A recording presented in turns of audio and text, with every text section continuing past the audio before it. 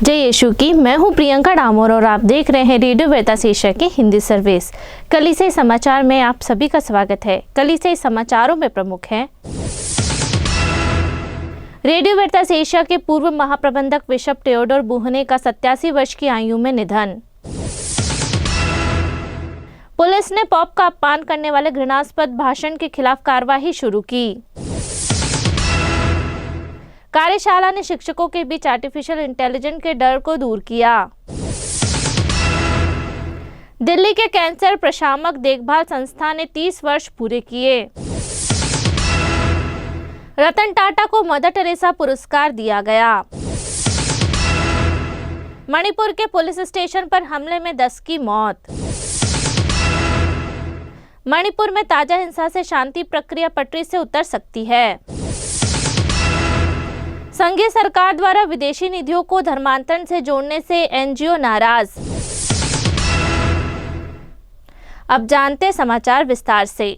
Radio वेरतास Asia के पूर्व महाप्रबंधक बिशप टेओडोर बुहने का 87 वर्ष की आयु में निधन। रेडियो वेरतास एशिया के पूर्व महाप्रबंधक और मनीला के आर्चडायसिस के सेवानिवृत्त सहायक बिशप टेओडोर बुहने जूनियर का बुधवार 13 नवंबर को 87 वर्ष की आयु में निधन हो गया। मनीला के आर्चडायसिस ने एक बयान में उनके निधन की पुष्टि की, जिसमें बताया गया कि सेंट जुआन शहर के कार्डिनल सेंटोस मेडिकल सेंटर में सुबह 11 बजे उनका निधन हो गया। 4 अगस्त 1937 को जन्मे बिशप बुहने ने चर्च और कैथोलिक मीडिया को 6 दशक से अधिक समय समर्पित किया। 21 दिसंबर 1960 को मनीला के आर्चडायसिस के लिए पुरोहित नियुक्त किए जाने के बाद वे पुरोहित और मीडिया मंत्रालय दोनों में फिलीपींस के सबसे सम्मानित व्यक्तियों में से एक बन गए। उनके नेतृत्व में रेडियो वेरतास एशिया आस्था और सत्य का प्रतीक बन गया तथा राजनीतिक और धार्मिक चुनौतियों का सामना कर रहे समुदाय तक पहुंचने के लिए कई भाषाओं में प्रसारण किया। पुलिस ने पॉप का अपमान करने वाले घृणास्पद भाषण के खिलाफ कार्रवाई शुरू की। गुजरात में पुलिस ने पिछले साल सोशल मीडिया पर प्रसारित एक वीडियो क्लिप में पॉप और धर्म बहन के खिलाफ अपमानजनक बयान देने के लिए कथित हिंदू नेता के खिलाफ कानूनी कार्रवाई शुरू की है। पुलिस ने 11 नवंबर को महसाणा शहर में कथित अपराध दर्ज करते हुए मामला दर्ज किया, जो इसी नाम के एक जिले का मुख्यालय है। हालांकि पुलिस अपराधी की पहचान और नाम नहीं बता सकती, जो कथित तौर पर विश्व हिंदू परिषद का नेता है। मानवाधिकार कार्यकर्ता जेसुइट फादर सेड्रिक प्रकाश ने 13 नवंबर को बताया 3 मार्च 2023 को महसाणा जिले के कादी शहर में एक सार्वजनिक सभा में विभिन्न समूहों के बीच दुश्मनी को बढ़ावा देने और धार्मिक भावनाओं को ठेस पहुंचाने के लिए एक अज्ञात नेता के खिलाफ मामला दर्ज किया गया है। पुलिस का यह कदम सही दिशा में उठाया गया कदम है, लेकिन किसी को यह याद रखना चाहिए कि यह नफरत भरा भाषण लगभग 20 महीने पहले दिया गया था। पुलिस उस अज्ञात व्यक्ति के खिलाफ मामला दर्ज करने में देरी कर रही है, जिससे स्थानीय गुजराती भाषा में अपमानजनक और मान हानिकारक बयान देते हुए देखा गया था। कार्यशाला ने शिक्षकों के बीच आर्टिफिशियल इंटेलिजेंस के डर को दूर किया। के जयशंकर आर्टिफिशियल इंटेलिजेंस के बारे में आशंकाओं के साथ उडुपी धर्म प्रांत द्वारा आयोजित कार्यशाला में आए। कर्नाटक के उडुपी में अनुग्रह पास्टोरल केंद्र में 11 नवंबर की कार्यशाला में भाग लेने के बाद शिरवा के सेंट मैरी प्यू कॉलेज के प्रिंसिपल ने कहा, अब मैं एआई की विशाल दुनिया का पता लगाने के लिए आश्वस्त हूँ। मुझे अब एहसास हुआ है कि अगर हम इसका उपयोग करना सीखते हैं तो एआई नौकरियां नहीं छीनता। यह वास्तव में नैतिक रूप से लागू होने पर हमारी रचनात्मकता को बढ़ावा देता है। जयशंकरा प्रिंसिपल, हेडमास्टर, अंग्रेजी और कन्नड़ माध्यम के स्कूलों के तकनीकी कर्मचारी और पास्टोरल केंद्र टीम के सदस्यों में से थे, जिन्होंने तेजी से विकसित हो रहे शैक्षणिक परिदृश्य के लिए शिक्षकों को तैयार करने के लिए उडुपी धर्म प्रांत की कैथोलिक शैक्षिक सोसाइटी द्वारा आयोजित कार्यक्रम में भाग लिया। दिल्ली के कैंसर प्रशामक देखभाल संस्था ने 30 वर्ष पूरे किए।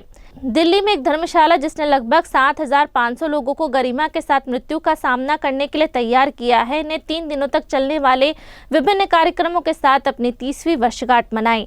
9 नवंबर को शांति आवेदन सदन समारोह के अंतिम दिन एक गोलमेज और एक संगोष्ठी में चिकित्सा पेशेवरों और सामाजिक कार्यकर्ताओं ने धर्मशाला सेवाओं को एकीकृत करने और जीवन के अंत की देखभाल के बारे में कलंक को दूर करने की आवश्यकता पर जोर दिया। रतन टाटा को मदर टेरेसा पुरस्कार दिया गया।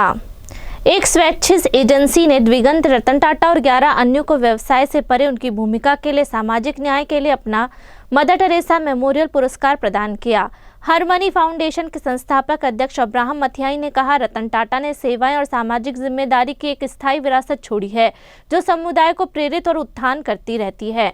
मुंबई स्थित गैर सरकारी संगठन ने 2005 में संत मदर टेरेसा की याद में वार्षिक पुरस्कार की स्थापना की थी। टाटा को मरणोपरांत यह पुरस्कार 10 नवंबर को मुंबई में एक समारोह में टाटा ट्रस्ट के CEO सिद्धार्थ शर्मा ने प्राप्त किया। मणिपुर में पुलिस स्टेशन पर हमले में 10 की मौत।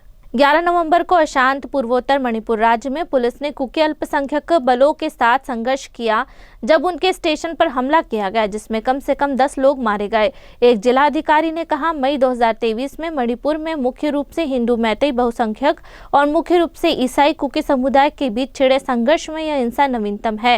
राज्य के जीराबाम जिले के डिप्टी कमिश्नर कृष्ण कुमार ने बताया कि पुलिस स्टेशन पर हमले को विफल करने के दौरान एक अधिकारी घायल हो गया। उन्होंने कहा कि अब तक 10 बदमाशों के शव बरामद किए गए हैं। मणिपुर में ताजा हिंसा से शांति प्रक्रिया पटरी से उतर सकती है। मणिपुर में एक चर्च नेता ने चिंता व्यक्त की है कि आदिवासी कुकी उग्रवादियों और सुरक्षा बलों के बीच भीषण गोलीबारी में हुई हालिया हत्याओं से अशांत पूर्वोत्तर राज्य में हिंसा में और वृद्धि हो सकती है। कम से कम 11 उग्रवादी, जिन्हें उनके आदिवासी निकाय द्वारा ग्राम स्वयंसेवक बताया जा रहा था, तब मारे गए जब सुरक्षा बलों ने दावा किया कि उन्होंने 11 नवंबर को उनके द्वारा पुलिस स्टेशन पर किए गए हमले को विफल कर दिया। हिंसा का ताजा दौर प्रतिद्वंदी समूहों के बीच दुश्मनी को बढ़ाएगा और राज्य में शांति बहाल की संघीय सरकार की पहल को खतरे में डाल सकता है। संघीय सरकार द्वारा विदेशी निधियों को धर्मांतरण से जोड़ने से NGO नाराज। संघीय सरकार ने गैर सरकारी संगठनों को विदेशी निधि से वंचित करने के कारणों में धर्मांतरण गतिविधियों को भी शामिल किया है, जिसके बारे में एक चर्च नेता ने कहा कि यह संवैधानिक गारंटी का उल्लंघन करता है।